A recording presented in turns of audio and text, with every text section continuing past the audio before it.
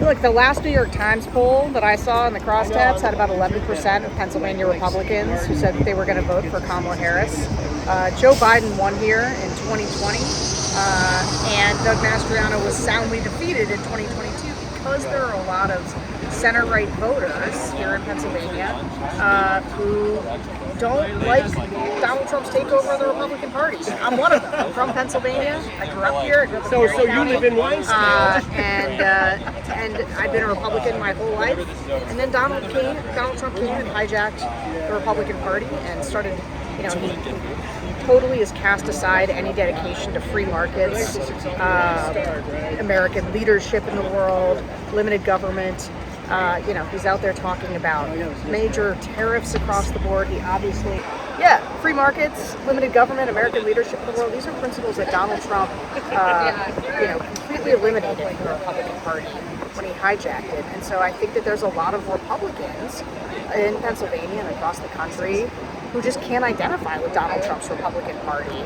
And when Kamala Harris came into this race and has really been focused on issues like securing the border, defending Ukraine, and helping small businesses, I think for a lot of center-right voters, they say, that sounds good. And also, Donald Trump tried to steal the votes of Pennsylvanians. And I think there's a lot of Pennsylvanians who are pretty sensitive to that, who say, this guy tried to throw out our votes here in the state. And so I don't think that the MAGA version of the Republican Party resonates with a lot of Pennsylvania Republican voters who have voted for great Republicans like Tom Ridge, Charlie Dent, and the kind of Republicans I grew up admiring here in the state. Polls show Kamala Harris struggling a little bit with young men. How do you reach them? What message do you have to reach them? Yeah, look, the gender divide, especially among young voters, is the biggest we've ever seen. It's going to be a historic gender divide. I think it has a lot to do with the media ecosystems that people exist in. It has gotten, I've watched it, I've been working cycle to cycle, watching how voters are shifting. Obviously, I do a lot of focus groups. I talk to voters all the time. And the extent to which the fractured media environment really does explain how polarized we're getting, and especially along education lines and then along gender lines. And I think when it comes to young men, Donald Trump has tried to kind of build a campaign that is speaking directly to young men by going on a lot of, whether it's Joe Rogan or other sort of podcasts that a lot of, not even particularly political podcasts that young men listen to that are part of more of like a lifestyle. And I think that Kamala Harris can do a lot by also pursuing sort of a non-traditional media blitz here in the last 3 weeks. I mean, you got to go and talk to people where they are, and they're just not watching mainstream news the way that they used to be. And so, and look, I think that men or women, I think for a lot of young men, they can sort of respond at a gut level to somebody they see as tough, and Donald Trump really tries to play that up, the idea that I'm tough. But Donald Trump is also, he's really losing his marbles. He's an old man.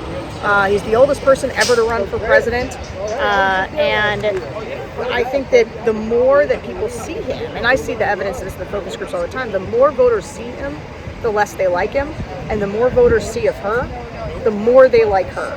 And so she's got to get out there and speak directly, whether it's to young men or whether it's to Hispanic voters or black voters, it doesn't matter. She's just got to be out there more, talking to them, because when people see her, they realize that actually she seems like the tough one. She seems like the sane one compared to this sort of doddering old man who no longer makes sense.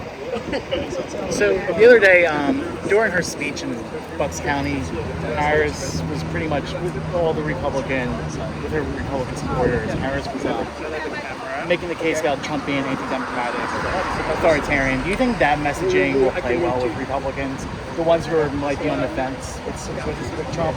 Yeah, I mean, I talk to a lot of these voters as well, including I feel like I am one of these voters. But when you look at older Republicans, especially, right? So if you are, let's say, you're 25 and you identify as a Republican today, you came to the Republican Party because of Donald Trump.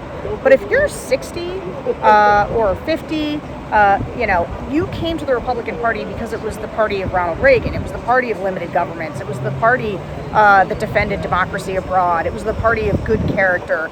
And so the party to you is unrecognizable. And so for a lot of the older Republicans who identify with a different version of the Republican Party, and to whom the Republican Party now looks nothing like what they joined, those are the people that I think are probably the quiet Haley voters, the people who just, even maybe they want the Republican Party back. I hear this a lot. They're saying, look, the only way to get the Republican Party back to something that is sane and healthy is for Donald Trump to lose. Because if Donald Trump wins again, this is it for the Republican Party. It will be entrenched in this MAGA mindset. And so they actually see, as Republicans, and we have a lot of Republicans on the bus, Republican voters against Trump who talk about this, if you want to sort of help the Republican Party get back to something sane, you need Donald Trump to lose, because otherwise it is going to be sort of a tariff-driven, isolationist party that is unrecognizable to a lot of older Republicans.